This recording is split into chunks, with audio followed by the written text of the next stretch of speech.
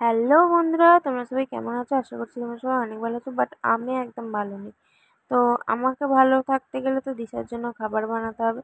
আর সেই লোভনীয় খাবারটি আজকে তোমাদেরকে আমি দেখাতে চলেছি।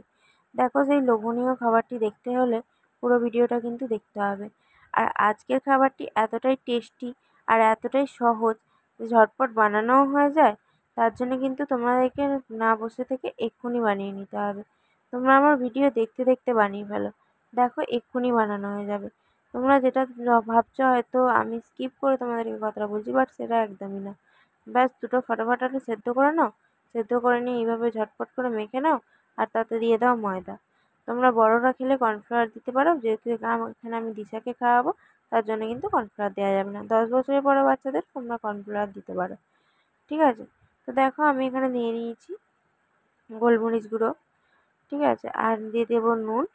আর দিয়ে দেবো হচ্ছে জিরে গুঁড়ো। ঠিক আছে? তোমরা চাইলে এখানে অন্য আর মশলাও দিতে পারো যদি বড়রা খাও। আর হ্যাঁ, আমি অল্প একটু ম্যাগি মশলা দিয়েছিলাম। ঠিক আছে? বেশি দিইনি। ঠিক আছে? তো দেখো, তোমরা চাইলে বড়রা খেলে এগুলো কাঁচা লঙ্কা, লঙ্কা গুঁড়ি আর কিছু মানে ধনেপাতা কুচি এগুলো দিতে পারো।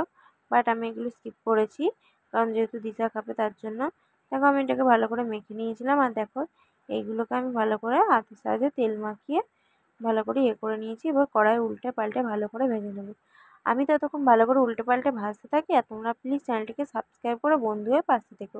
তোমরা আমার যদি বন্ধু হও, আমি অনেকটাই খুশি হব। আর আমি চাইবো তোমরা অনেক ভালো থেকো, সুস্থ থেকো। ঠিক আছে? এটাই চাইবো। আর অবশ্যই ভিডিও ভালো লাগলে তোমরা লাইক, কমেন্ট, শেয়ার করতে ভুলো না কিন্তু।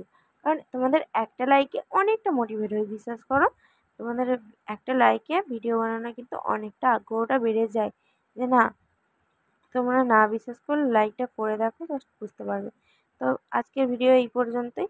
তো দেখা হচ্ছে নেক্সট পরবর্তী ভিডিওতে। Tata, bye bye.